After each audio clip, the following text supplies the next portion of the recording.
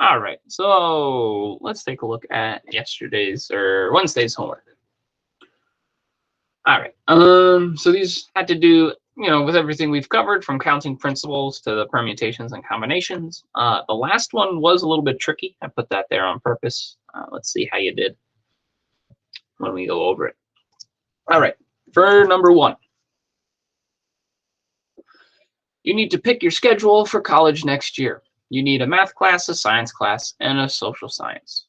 The school offers 2 math classes, 3 science, and 5 social sciences. How many different schedules are possible? Okay, so this was similar to the one I brought up the other day about the outfits. Okay, so when you have to pick one type of something, okay, and you're given the amount of things that you have to choose from, that's the basic counting principle. All right, so just to keep with how we did it before, so we have to pick 1 math class, 1 science, and 1 social science. All right, so again, we need to know how many options we have. Right, so for the math class, they say we have 2 options. For the science class, they say we have 3 options. And for the social science, we have 5. All right, so the basic counting principle tells us we can just multiply those numbers together. 2 times 3 is 6. 6 times 5 is 30. So we have 30 different schedules that we can make. I want a triangle.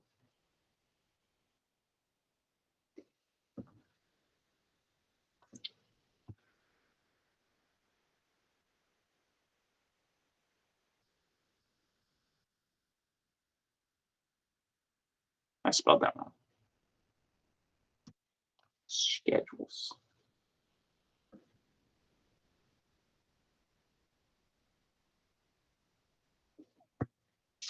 Any questions about that?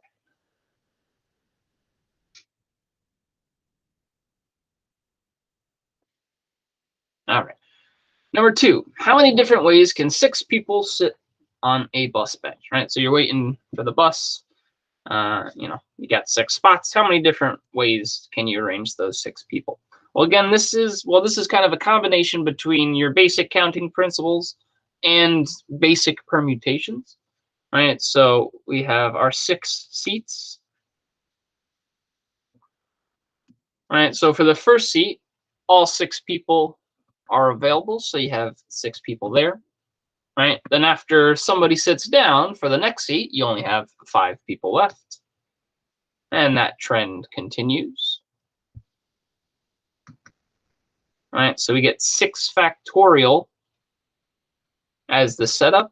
And we multiply that. And I forget what that is. 120. I think it's 720. Let me double check.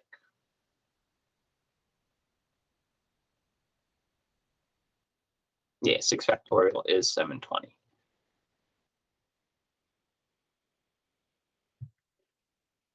So we have 720 arrangements.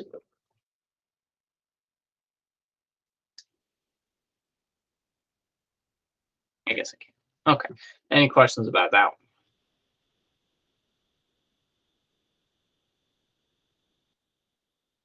There. All right. Then for the next one, first you just had to choose whether it's a permutation or a combination. So we have the baseball coach is creating a 9-player batting order. Okay, keyword there, batting order, and has 15 total players to choose from. Would you use combinations or permutations? Right. So, I mean, I don't know how familiar you are with baseball, but for a batting order, right, you have who bats first, who bats second, who bats third. So you're filling specific spots, right?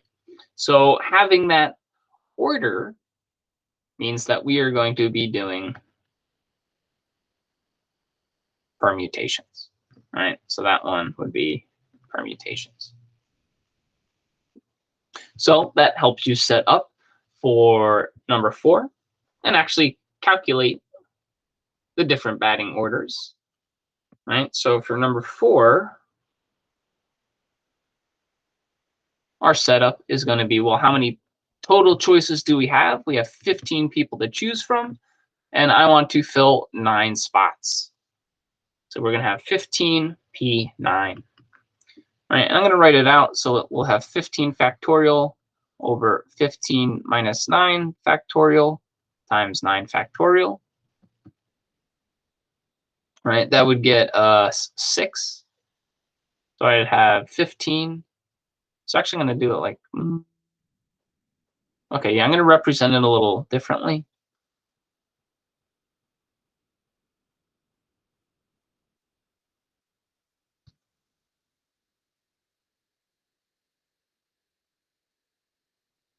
All right, instead of writing out every single term, what I can also do is write out the multiples until a certain spot and then just add a factorial, right? Because this is equal to 15 factorial. If I kept, oh, I forgot a few terms. My apologies.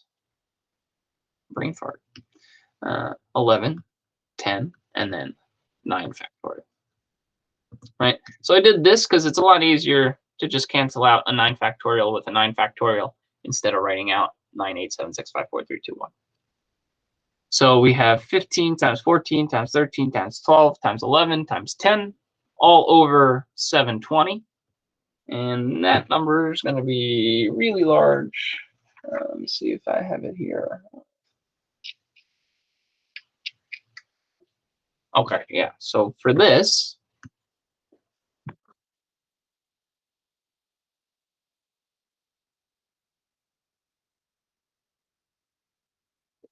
we are going to get 1,816,000,000. No, what?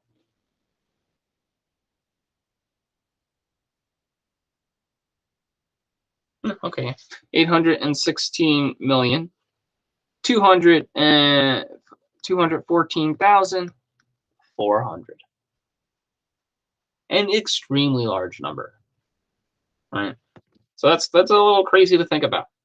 If you have 15 people and you want to arrange them 9 at a time, there's almost 2 billion ways to do that. That's, I don't know, that's insane. That's crazy, right? But that's the math. Any questions about 3 and 4?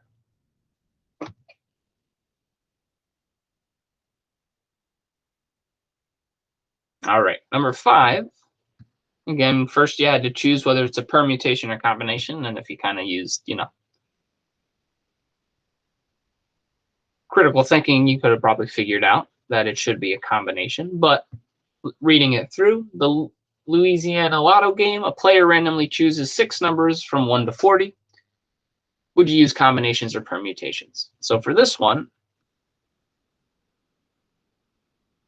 okay, the order doesn't really matter, right? If I have, if I pick 6 numbers, 1, 2, 3, 4, 5, 6, well, it doesn't matter if that 6 gets picked first or last or in the middle. Okay, if I get 1, 2, 3, 4, 5, 6, then I win. Now, I mean, with the lottery, there are different ways to win, but we're not getting too fancy. So all I have to do is make sure I match those 6 numbers. Okay, so that would be a combination. So for number 6, okay, the setup we're going to have, well, we have 40 numbers to choose from.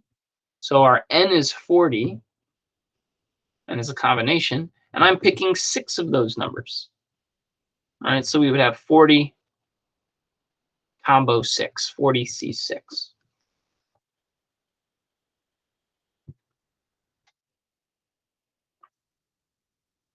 All right, well, let me write out the full thing.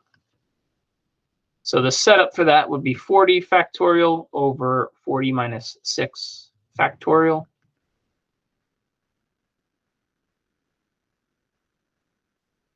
Right, which would be that 40 factorial over 34 factorial.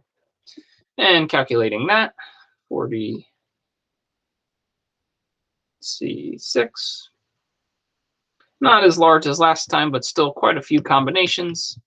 We'd have 3,000,000 838,380. A lot of 3s and 8s, but here we go.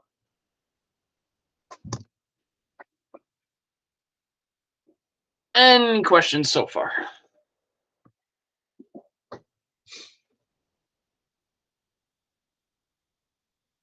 Okay, so like I said, this last one was a bit of a thinker.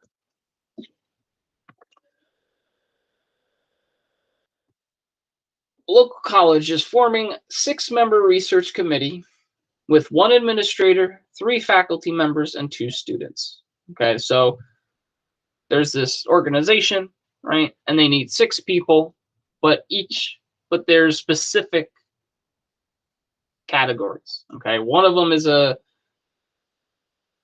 administrator, 3 of the people are faculty members, and 2 are students. Altogether, the pool that we have to pick from, there are 7 administrators, 12 faculty members, and 20 students. How many different 6-member committees are possible? All right, so we didn't go over something like this particularly. So again, like I said, this was more of a thinker and a challenging one. And we'll go over another example after this, just to kind of solidify it. So we have 3 positions to fill, or three scenarios.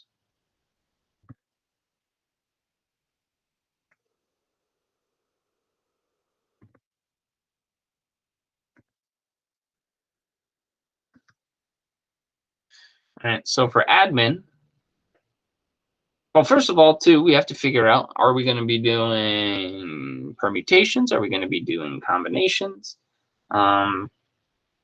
So for this, we would be doing combinations.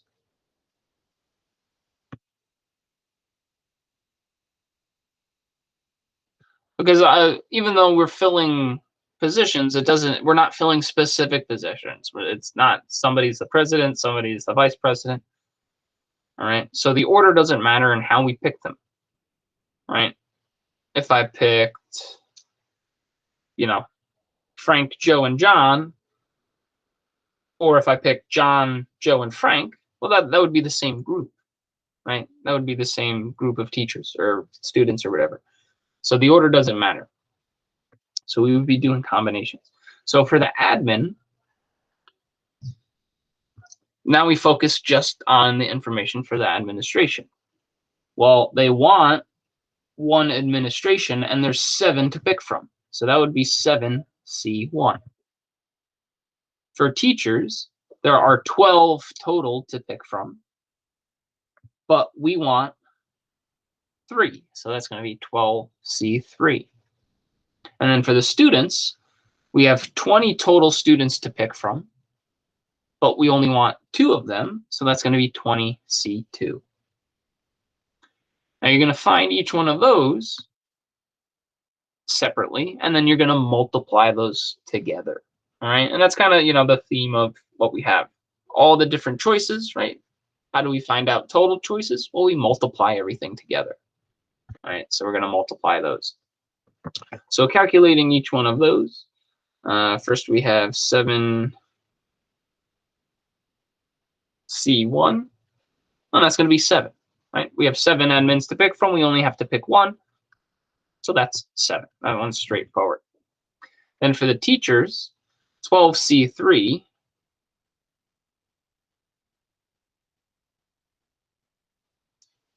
Well, that gives us 220 different combinations. Right? So if I have 220 combinations for the first and 7 combinations for the second, I can multiply those to find how many total combinations. But we also have to do students. So calculating 20C2, we have 190 different ways to organize the students. So now we can multiply those 3 numbers together, and we get 292,600.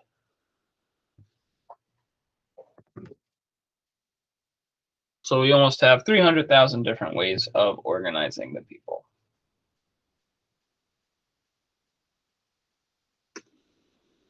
All right, any questions there?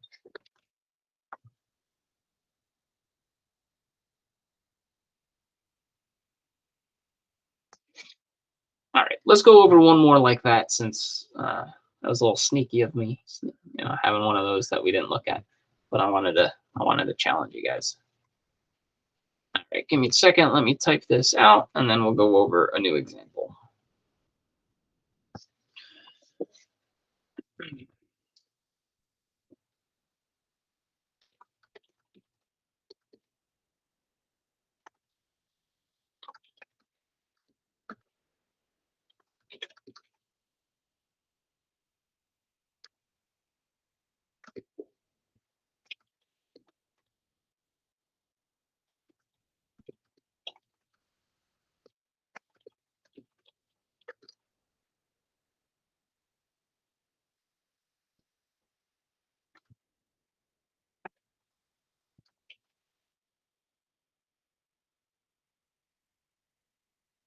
All right.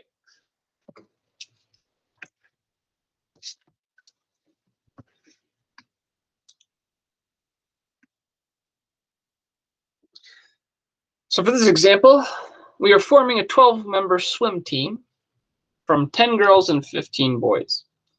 The team must consist of 5 girls and 7 boys. How many different 12-member teams are possible? All right, so I'm going to give you a minute to think about this. I don't say anything. At 10, let's say 53, we'll go over it.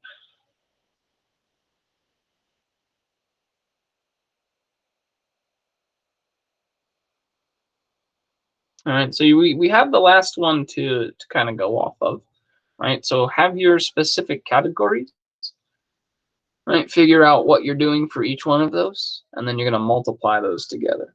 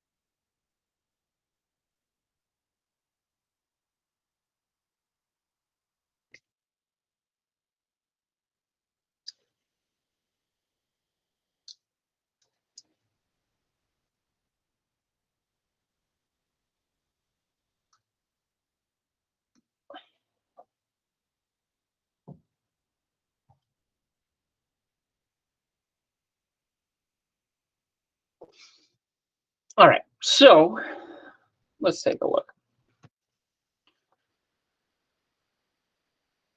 So again, we're going to have to separate these by boys and girls. All right, we're going to have to calculate them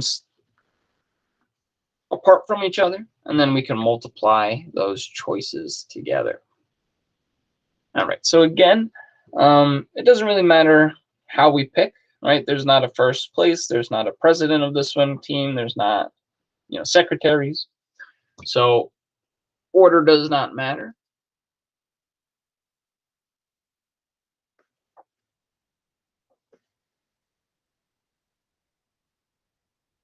So we are going to use combinations again. Right? And really, it's just organizing everything in the respective areas. So the fact that we're making a 12-member team doesn't really play into effect as a whole, right? I'm not going to see that 12 anywhere in the setup, okay? Other than the fact that 7 boys plus 5 girls gets us 12, right? So that bit of information is actually a little extra. We don't need that. What we do need is the total amount of choices we have to pick from and how many we want out of that, right? So for the boys, our n is going to be 15. For the girls, our n is going to be 10.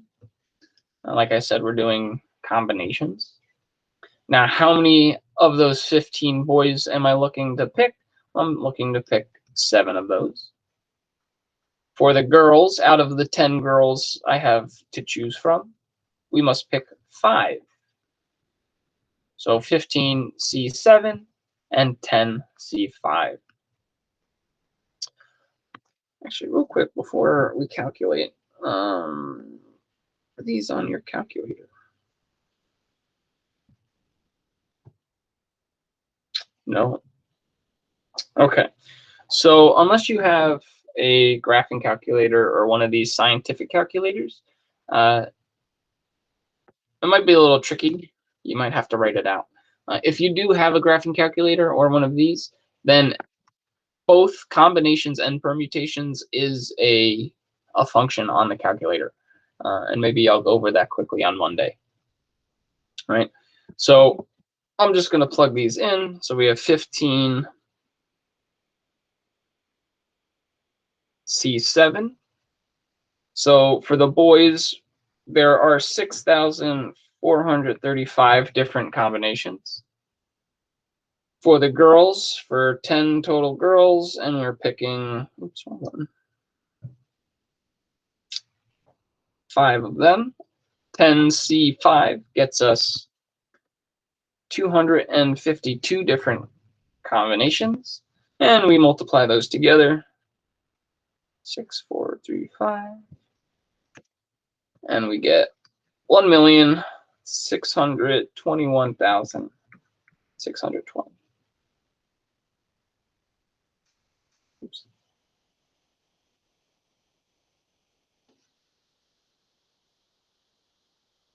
All right, so just from 12 people, we have over 1.5 million different ways of picking and choosing. Okay. Now, what this is going to lead up to, and what we're going to be doing next week, is probability. Right? So, for example, just to think about it, say you were one of these people that needed to be picked for the swim team. Right? So we're going to be able to calculate the probability that you get picked out of all of these different combinations. Right? And we'll learn on the probability of other things. All right, so that's what we're going to be doing next week, probability. All right, guys. That's it for us today. Oh, excuse me. Oh. So have a good weekend, and I'll see you Monday. Bye.